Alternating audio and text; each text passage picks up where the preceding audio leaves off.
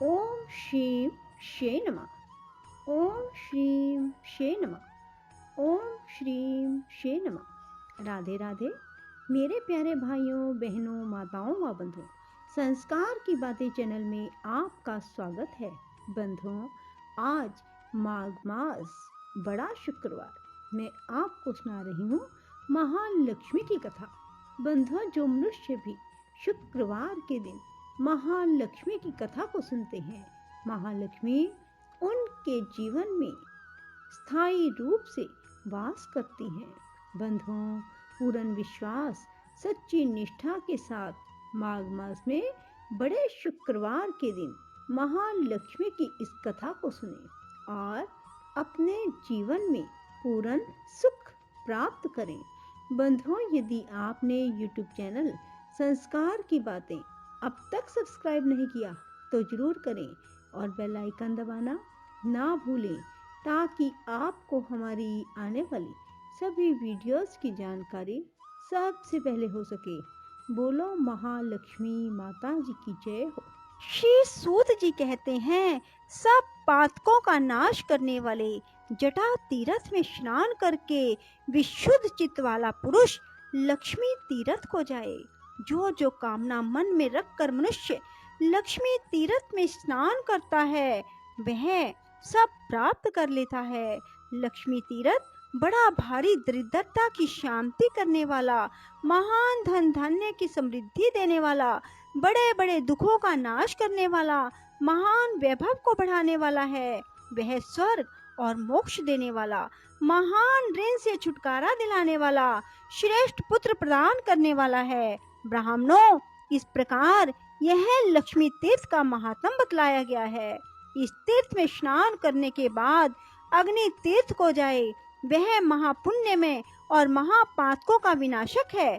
पूर्व काल में रावण को उसकी सेना सहित मारकर विभीषण को लंका का राजा बनाकर दशरथ नंदन श्री रामचंद्र जी जब सीता और लक्ष्मण के साथ सेतु मार्ग से गंधमादन पर्वत पर आए, तब लक्ष्मी तीर्थ के किनारे ठहरकर उन्होंने देवताओं, ऋषियों और पितरों के समीप वहां अग्निदेव का आवाहन किया।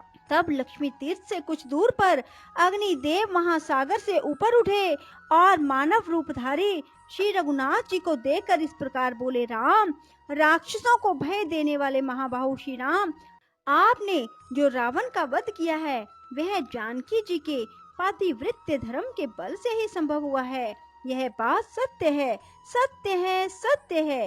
ये साक्षात जगन माता लक्ष्मी है। इन्होंने लीला के लिए मानव शरीर धारण किया। जब आप देव शरीर में स्थित होते हैं, तब ये भी दिव्य देह से आपकी सेवा करती हैं। आपने मानव शरीर धारण किया है, इसलिए ये भी मानव कन्या के रूप में प्रकट हुई हैं। आप भगवान विष्णु के शरीर के अनुरूप ही ये भी शरीर धारण कर लेती हैं। जगत स्वामिन देव आदिदेव जनार्दन, आप जब जब अवतार धारण करते हैं, तब तब ये आपकी सहायिका होती हैं। जब आप भृगुनंदन परशुराम के रूप में अवतीर्ण हुए थे, तब ये धरनी नाम से प्रकट हुई थी। इस समय आपके साथ ये जनक नंदिनी सीता के रूप में प्रकट हुई हैं, और भविष्य में जब आप श्री कृष्ण अवतार लेंगे, तब ये रुक्मिणी होंगी। इसी प्रकार अन्य अन्य अवतारों में भी ये आपकी सहायिका होती हैं। अतः रघुनंदन, आप मेरे कहने से इन्हें आदर पूर्वक ग्रहण करें। अग्नि का यह वचन सुनकर देवताओं और महर्षियों ने दशरथ नंदन श्री राम और जनक नंदिनी सीता की बार बार प्रशंसा की। श्री रामचंद्र जी ने अग्नि के साक्षी देने से परम निर्मल सती साध्वी सीता को ग्रहण किया। जिस स्थान पर अग्निदेव प्रकट हुए, उसी को अग्नि तीर्थ समझो। अग्नि के प्रकट होने से ही उसका नाम अग्नि तीर्थ हुआ। उस मोक्षदायक तीर्थ में भक्ति पूर्वक स्नान करके मनुष्य उपवास पूर्वक वेद वेता ब्राह्मणों को भोजन कराए, उन्हें वस्त्र और धन दे। ऐसा करने से वह सब पापों से मुक्त हो भगवान विष्णु का सायुज्य प्राप्त कर लेता है। पूर्व काल की बात है, पाटलिपुत्र में पशुमान नामक एक वैश्य रहते थे। वे सदा धर्म में तत्पर और ब्राह्मणों की सेवा में संलग्न रहा करते थे।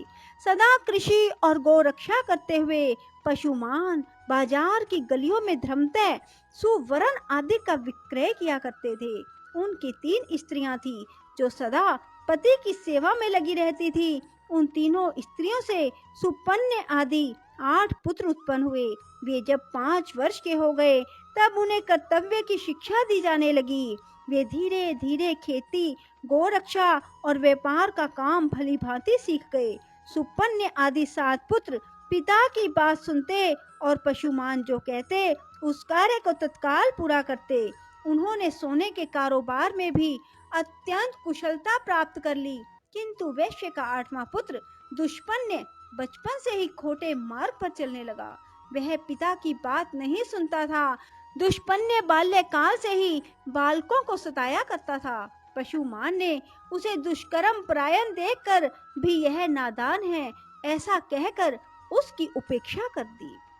तदंतर वैश्य के 8 पुत्र युवा अवस्था को प्राप्त हुए।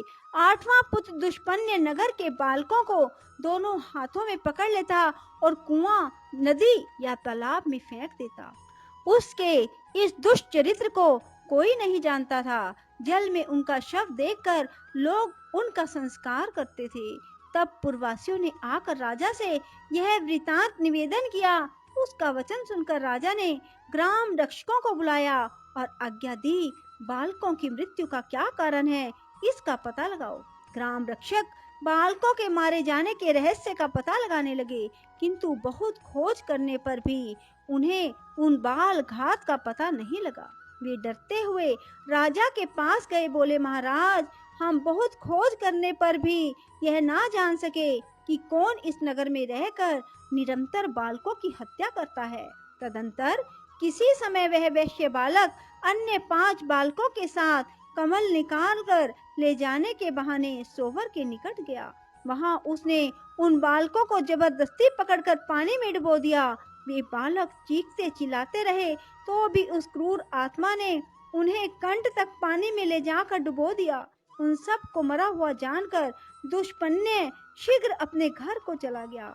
उन 5 बालकों के पिता अपने पुत्रों को नगर में ढूंढने लगे। वे 5 बालक अधिक छोटे नहीं थे। पानी में डाल देने पर भी वे मर ना सके। धीरे धीरे सरोवर के किनारे आ गए और वहीं घूमते रहे। इतने में ही अपने बंधुओं द्वारा नाम ले लेकर पुकारने की आवाज उन्हें दूर से सुनाई दी।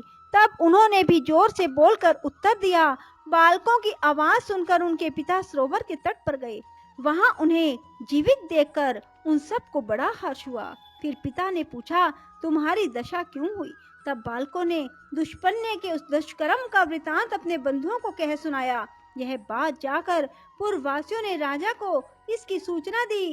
राजा ने पशुमान को बुलाकर कहा, पशुमान, यह नगर बहुत से बालकों से भरा पूरा रहा है, किंतु तुम्हारे दुरात्मा पुत्र ने इसे प्राय सूना कर दिया। अभी अभी इन बालकों को उसने जल में डुबो दिया था, परंतु दैव योग से जीवित निकल आए। बताओ इस समय क्या करना चाहिए? मैं तुम्ही से पूछता हूँ, क्योंकि तुम सदा धर्म में तत्पर रहते हो। राजा के ऐसा कहने पर धर्मज्ञ पशुमान ने कहा, राजन, जिसने सारे नगर को सूना कर दिया वह वध के योग्य है। इस विषय में कुछ पूछने की बात नहीं। यह अत्यंत पाप आत्मा मेरा पुत्र नहीं, शत्रु ही है, जिसने इस नगर को बालकों से खाली कर दिया। उस दुष्ट के उद्धार का मुझे कोई उपाय नहीं दिखाई देता। मैं सच कहता हूँ, इस दुष्ट आत्मा को प्राण दंड दिया जाए। पशुमान का यह वचन सुनकर समस्त पुरवासी पशुमान की प्रशंसा करते हुए राजा से बोले, महाराज, इस दुष्ट को मारा ना जाए, अपितु चुपचाप नगर से निकाल दिया जाए। तब राजा ने दुष्पुण्य को बुलाकर कहा, ओ दुष्ट आत्मन, तू शीघ्र हमारे राज्य से बाहर चला जा। यदि यहाँ रहेगा तो मैं तेरा वध कर डालूंगा। इस प्रकार डांट कर बताकर राजा ने दूतों द्वारा उसे नगर से निर्वासित कर दिया। तदंतर दुष्पुण्य भयभीत हो उस देश को छोड़कर मुनि मंडली से युक्त वन में चला गया। वहां जाकर भी उसने एक मुनि के बालक को जल में डुबो दिया। कुछ बालक खेलने के लिए गए हुए थे। उन्होंने इस बालक को मरा हुआ देख अत्यंत दुखी हो उसके पिता से यह समाचार कहा। तब उक्त शवा ने बालकों से अपने पुत्र के मारे जाने का समाचार सुनकर तप के प्रभाव से दुष्पुण्य के चरित्र को जान लिया और उसे शाप देते हुए कहा, अरे तूने मेरे पुत्र को पानी में फेंक कर मार डाला है, इसलिए तेरी मृत्यु भी जल में ही डूबने से होगी। मरने के बाद तू दीर्घ काल तक पिशाच बना रहेगा। यह शाप सुनकर दुष्पुण्य को बड़ा दुख हुआ। वह उस वन को छोड़कर सिंह आदि क्रूर जंतुओं से युक्त दूसरे भयंकर वन में चला गया। वहां बड़े जोर की वर्षा और आंधी चलने लगी। दुष्पुण्य ने देखा एक मरे हुए हाथी का सूखा कंकाल पड़ा है। उस समय आंधी और प्रचंड वर्षा के कष्ट को ना सह सकने के कारण वह उस हाथी के पेट की गुफा में घुस गया। फिर बड़ी भारी वर्षा हुई। जल का महान प्रवाह हाथी के पेट में भी भर गया।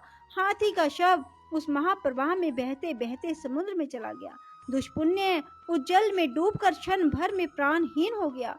मृत्यु के बाद उसे पिशाच की योनि मिली।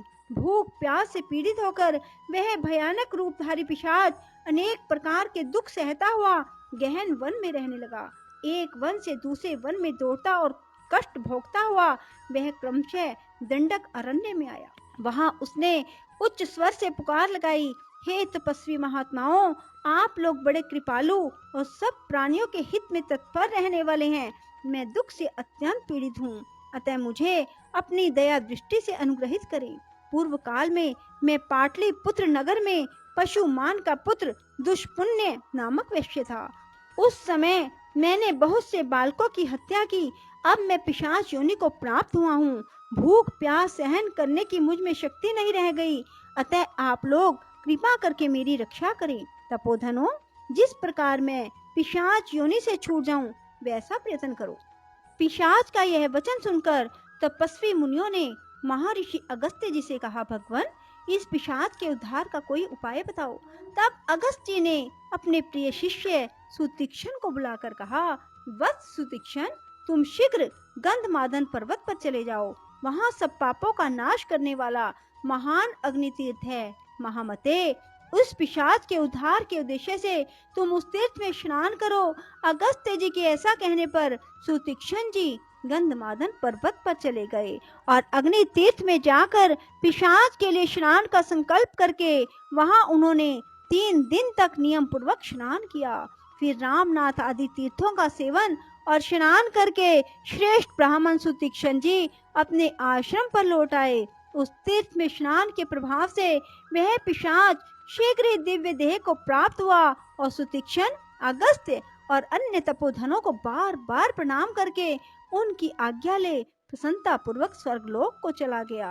बोलो लक्ष्मी माता की जय हो। राधे राधे। जय श्री कृष्णा। बंधुओं, यदि आपको हमारी वीडियो पसंद आए तो इसे लाइक करें और शेयर भी जरूर करें। धन्यवाद।